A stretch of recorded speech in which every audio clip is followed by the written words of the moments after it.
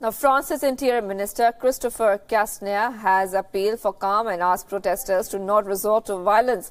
Over 300 people were arrested in Paris over the weekend as a so-called Yellow Vest protest turned violent. Je voudrais profiter de ce moment d'audience pour, avec vous, porter un message essentiel, qui est celui de l'appel au calme. Et j'invite les Gilets jaunes raisonnables, ceux qui ne soutiennent pas l'action violente, à se désolidariser des extrêmes et à ne pas se rassembler à Paris samedi prochain. The French government has announced a major U-turn in suspending fuel tax rises in a bid to end increasingly violent demonstrations. Prime Minister Edouard Philippe announced a 6-month moratorium on fuel taxes. This is very significant.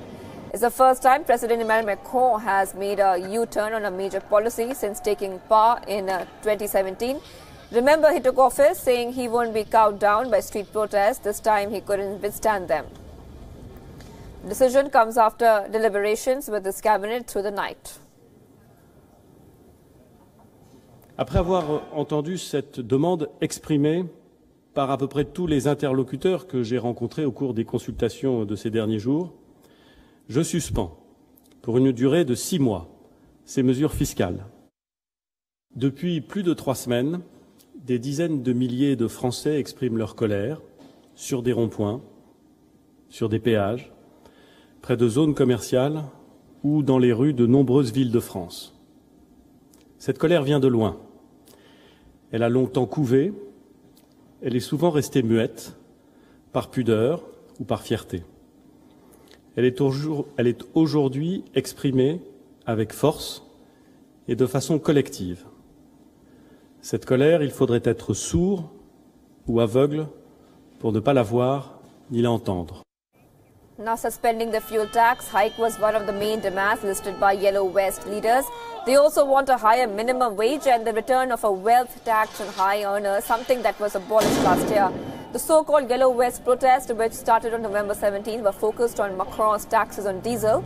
The president maintains they were aimed at combating climate change and protecting the environment. The agitation in Paris turned particularly violent, with protesters defacing major buildings and avenues of the capital's Champs-Élysées, suffering damage. Demonstrations were given the Yellow Vest tag due to the fluorescent jackets kept in all vehicles in France.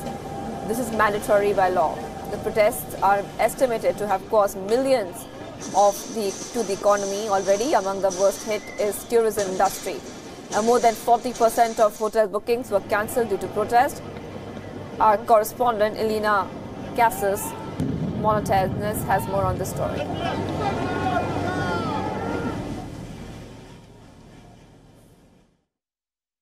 Many activists, this isn't enough because while this began as protests about diesel tax, it has since become a lightning rod for a whole range of grievances about the cost of living.